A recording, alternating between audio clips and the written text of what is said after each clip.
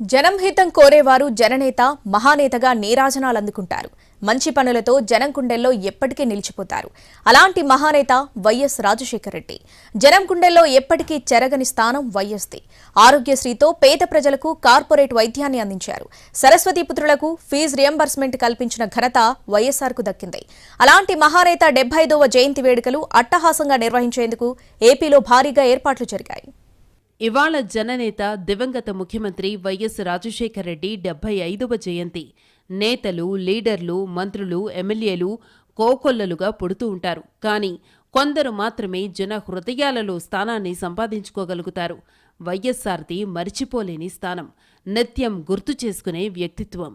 అన్నిటికీ మించి పాలనలో ప్రజా సంక్షేమం. నిరుపేద ముస్లిం యువతకు విద్యా ఉద్యోగ అవకాశాల్లో ప్రత్యేక రిజర్వేషన్లు ఆయన తీసుకున్న విప్లవాత్మక నిర్ణయం.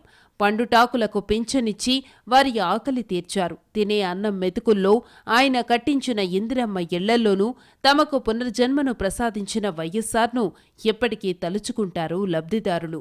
జయంతులకి, వర్ధంతులకి మాత్రమే కాదు, తెలుగు రాష్ట్రాలలో ఈ రోజుకి జనం ఆయన్ని మర్చిపోలేకపోతున్నారంటే ఆనాడు వైఎస్ రాజశేఖర రెడ్డి ప్రవేశపెట్టిన స్కీములు, సంక్షేమ పథకాలే కారణం.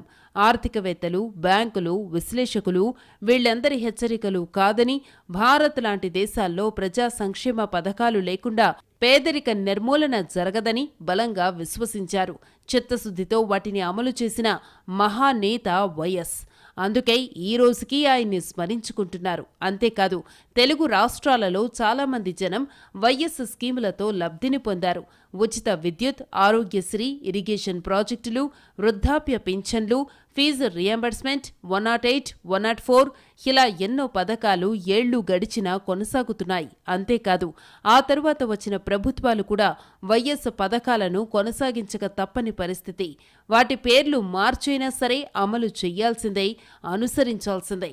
సంక్షేమంపై వైఎస్ ముద్ర అంతగా ఉంది. కడప జిల్లా జమ్మలమడుగులో 1949 జూలై 8న జన్మించిన వైఎస్ రాజశేఖర రెడ్డి వైద్య విద్యను అభ్యసించారు. పులివెందులలో ఆస్పత్రిని నెలకొల్పి ₹1కే వైద్యం చేసి రూపాయి డాక్టర్గా ప్రజల ప్రేమాభిమానాలు పొందారు. డాక్టర్గా ప్రజల నాడి తెలిసిన వైఎస్ఆర్ 1978లో రాజకీయ అరంగేట్రం చేశారు. నాటి నుంచి 2009 సెప్టెంబర్ 2 హెలికాప్టర్ ప్రమాదంలో హఠాన్మరణం చెందే వరకు తన జీవితాన్ని ప్రజలకే అంకితం చేశారు. 2 సార్లు సీఎంగా చేసిన రాజన్న జనం హృదయాలలో చెరగని ముద్ర వేశారు.